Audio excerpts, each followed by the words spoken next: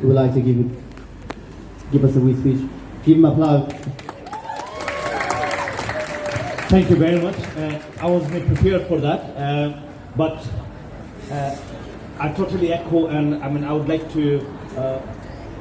I totally agree with what Kokab said, and we are, no human should be illegal. I totally agree with that, and I'm talking at the debate today as well on Afghanistan, and as Kokab said, that Scotland do welcome asylum seekers, and I don't think anybody should be illegal. So I'm here to show my support to everyone here, and if there is anything I can do for any of brothers here, please do not hesitate to get in touch with me. So guys, I'm with you. Thank you very much for giving me a chance to speak. Thank you. Thank you very much, Faisal. Thanks for that solidarity. So obviously we got a long list of speakers, and that shows how important this situation is and this circumstances. We need everyone solidarity, especially those who are in power and who can do actual action about it instead of just raising ribbons. So for now I would like to ask Pina to come and talk. Yes? Hi everybody, thank you to the Evictions Network for organising today's gathering and demonstration. We are gathered here today to say no to the new anti-refugee bill, as we call it. As you've heard before, the ongoing issues for the asylum and refugee community, especially in the past 2 years, has been extremely difficult. We experienced and seen people being evicted from their homes into hotel accommodations, where we unfortunately seen the death of Adnan in one of the hotels in Glasgow, and the incident at the Parkin Hotel, where one of the person bedridden was shot dead by the police and 6 people were stabbed.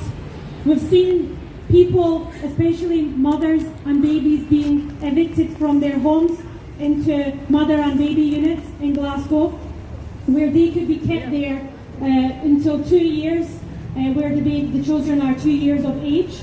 And until this day, the unit is still operating.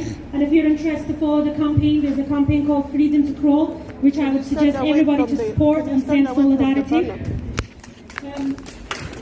Another aspect is mayors very recently have moved everyone from hotel accommodation into houses, which raises serious questions in terms of, if people were going to be moved back into home accommodation, why were they evicted in the first place during a global pandemic? As we know that some of the answers is to save money. It's easier to accommodate people in hotel accommodations. However, the human consequences and results has been extremely high for people's well-being, for people's mental health. People were isolated, not treated humanely. Their rights were taken away from them. The asylum support that people are receiving at the moment is less than £38, and that was cut when people were in hotel accommodation. And unfortunately, people had to rely on third sector and charity organisations to survive, and this shouldn't fall onto third sector and charity organisations. This should be the responsibility of the government. As we are hearing now, what's going on in Afghanistan, a lot of the responsibility is falling on the general public to provide support. However, we need the government to do more. They are the one in the first place creating wars, creating destruction in the countries by going and invading and doing intervention for many, many years. And as a result, the consequences is people suffering in place. And we need to say no to this, and we need to say and have none of the anti-refugee bill at the moment. If this bill gets passed, for me, and I think for many of the people who are gathered here, we have been campaigning for many, many years. It will be the end of human rights. It will be the end of freedom and to move for people. People will be criminalized. When they arrive to our shores, people could put into jail for up to 4 years. 4 years.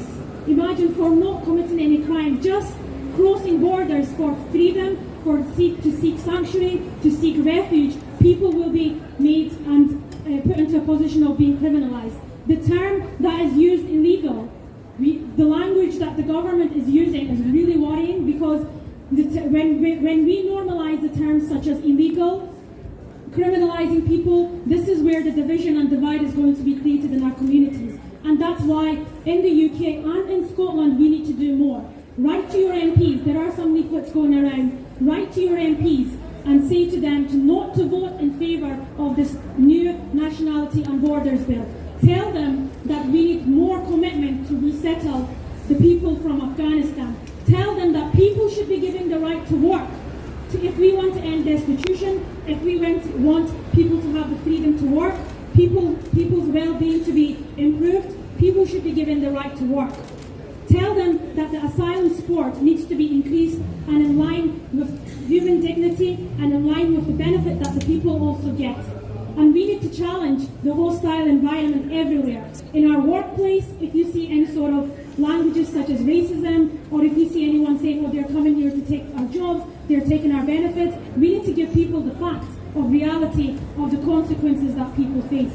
So thank you for everyone coming here, and please do write to your MP, do write to your MSP, and continue to raise your voices, because we all must unite to say that asylum seekers and refugees are welcome here. Say it loud and say it clear! Refugees are welcome here! Say it loud and say it clear! Refugees are welcome here. Say it loud and say it clear! Refugees are welcome here. Say it loud and say it clear! Refugees are welcome here. Say it loud and say it clear! Refugees are welcome here. Say it loud and say it clear! Refugees are welcome here. Say it loud and say it clear! Refugees are welcome here. Say it loud and say it clear! Refugees are welcome here. Thank you, everybody. Thank you very much, Pinar.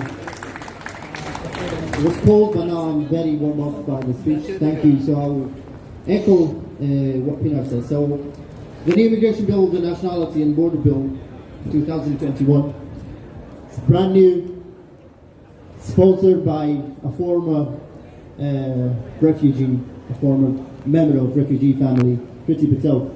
Isn't it so fascinating? You came to this country, and this country provided you sanctuary and helped you, and you seek protection, and they've done the right thing, protect you and your family. But after not long, not 200 years, you grow up in a family that they've been protected by the government, and then you're a member of this family, you have a power, now you turn your back to the very thing that your family being protected. Immigration system.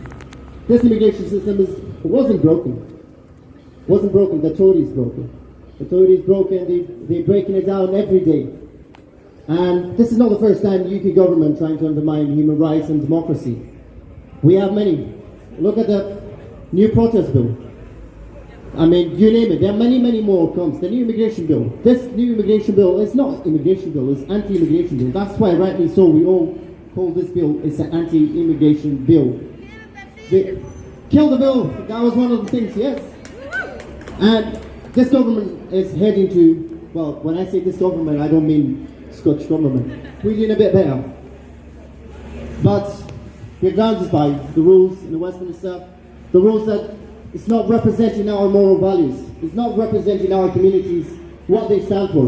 We know Scotland welcoming refugees, and they've always done that. But they have no power so, but that doesn't mean they cannot do anything about it. If they really mean it, they can do more than tweet. They can do more than just putting things on social media. They actually have power to do and take some action. And the action they can do, they can come and join us, like Anki, like Coco King, like our MSPs and MSPs. They took their time and they come here. So this immigration bill is one of the dangerous bills, I could say, after the Second World War. And what have we done in 1951 till now for refugees? Did we improve? No at all. So what we've done every time we took something away from human rights, and we turned slightly, slowly on the very agreement that UK played a big role was signed in 1951. Now we're turning our back and we're telling people, if you come to this country, for example, if you're from Afghanistan, you hold the British troops, but you couldn't get into the plane. If you run for your life and you cross the border, you'll be in jail for 4 years. That's a shameful. Shame on them. That's shame on them. And they don't stop on that. They will reduce the family reunion. Well, when I say reduce, they will take away the right that refugees are not allowed to, to bring their families in.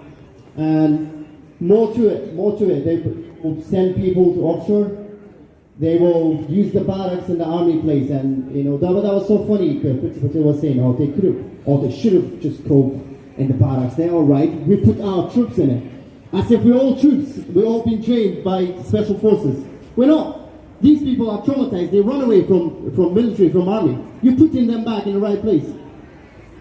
So we need to, and what we're doing now is protesting and we're raising our voice. We need to do more than that. We need to keep campaigning, and we shouldn't turn our back from our international community. People need us, and we need them. We need them to be in this country. We have people coming in this country. They contribute to the Lampedusa society. They bring in their culture. When I say their culture, we bring our culture. So I hope it's a good one. We bring our Turkish delight, Turkish bazaar and a hot shake. We got musician artists there. They provide and they give us a good time. Anyway, we need to welcome refugees, and refugees are welcome here.